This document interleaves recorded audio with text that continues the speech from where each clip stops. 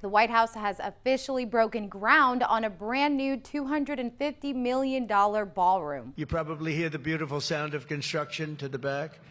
You hear that sound? Oh, that's music to my ears. I love that sound. But the demolition of the East Wing to make room for it has stirred up quite a bit of controversy. The planned ballroom will be massive, about 90,000 square feet to be exact. It's meant to host much larger formal events than the current East Room or East Wing can handle. It's part of a broader push to modernize the White House and make it better suited for today's high-profile gatherings. And the project doesn't just involve tearing the East Wing and putting up a new event space. The East Wing itself is getting a major revamp as part of this same initiative. What used to be more of a behind-the-scenes area will now take on a more visible, updated role. The renovations reflect a shift toward modern functionality, while also updating some of the historic architecture. But the way the project is moving forward has raised a few eyebrows. The big concern? Construction and demolition started before the National Capital Planning Commission, or NCPC, the federal agency that typically oversees big projects like this in D.C., publicly signed off on it. So according to NCPC chair, who also serves as staff secretary in the Trump White House, the commission doesn't actually have authority over demolition or prep work on federal property, only the building phase itself. Still, critics argue the project is skirting the usual review process, which could set a dangerous precedent for historic preservation and transparency. There's also concerns around how the project is being funded. It's entirely privately financed. No taxpayer money was involved with this. Donors reportedly including Trump himself,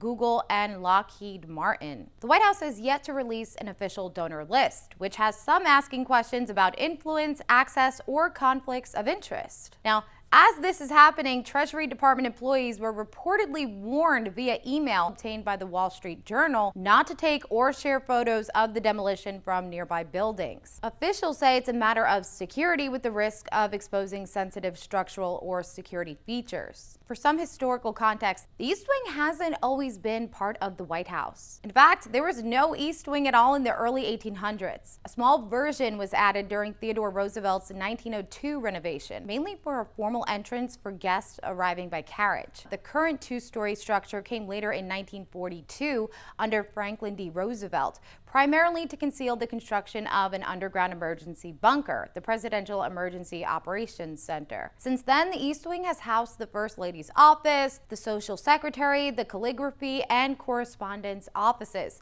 and served as the public entrance for tours. Is Trump just keeping up with the times as past presidents have? Let us know your thoughts on the demolition below in the comments.